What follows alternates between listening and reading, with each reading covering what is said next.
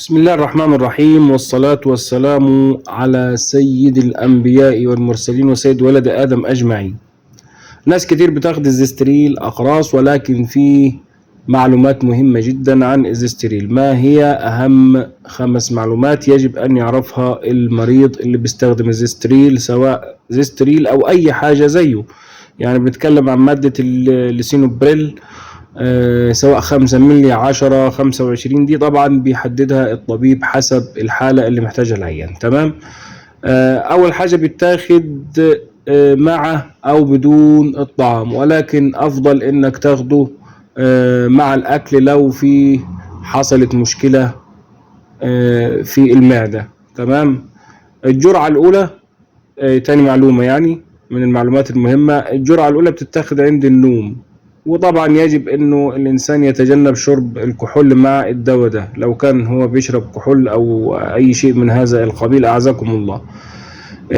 ثالث حاجة انه يتناول الاطعمة اللي بتحتوي على كميات من البوتاسيوم والاملاح بنسبة طبعا معقولة. يعني ايه، لازم يسأل حد في التغذية عن الموضوع ده او يسأل الطبيب في هذا الموضوع.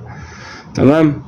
لو بتاخد مضادات حموضة ما ينفعش تاخدها إلا بفاصل ساعتين من هذا الدواء، قبل وبعد. يعني أنا لو ميعاد الحباية بتاعت الزستريل الساعة 8، يبقى ما ينفعش الساعة 6 أخد مضادات حموضة، ولا الساعة 10 أخد مضادات حموضة. طبعا آخر حاجة يجب إن احنا نقيس الضغط بانتظام، خاصة في أول ساعة لحد 3 ساعات من استخدام الجرعة الأولى أو الجديدة. تمام. الجديدة يعني مثلا الدكتور كتب لي زستريل او رفع لي التركيز بتاعه، فلازم من اول ساعة ل3 ساعات بعد ما اخد الجرعة الاولى يجب ان اقيس هذه المعلومات عن الضغط.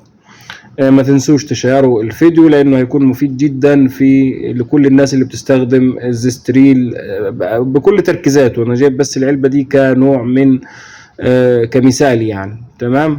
وطبعا تشرفونا باشتراككم في القناة، وانتظروا أهم المعلومات باختصار جدا عن كل دواء عشان ما اطولش عليكم وعشان تستفيدوا.